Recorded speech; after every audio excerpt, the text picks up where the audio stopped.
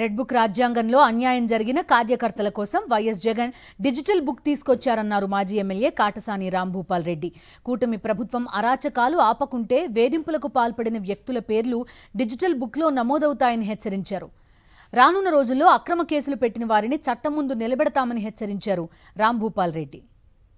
Phone చేసి వాళ్ళకి ఏదైనా జరిగిన అన్యాయంగా ఓటు కానీ ఫోన్ చేస్తే 04049171718 ఆ నెంబర్కి చేసి ఇమ్మీడియట్గా వాళ్ళకు QR కోడ్ వస్తుంది. వాళ్ళు మాట్లాడి వాళ్ళకి ఏం జరిగింది అవన్నీ చెప్తే వాళ్ళు ఇమ్మీడియట్గానే దాంట్లో నమోదు చేసుకునే పరిస్థితి ఉంటుంది. కాబట్టి అవన్నీ నమోదు చేసుకొని వాళ్ళకి ఏం అన్యాయం జరిగింది ఎట్లా ఏమనేది కూడా అవన్నీ కూడా చేసుకొని ఆ డిజిటల్ బుక్లో అవన్నీ కూడా నమోదు చేయడం జరుగుతుంది.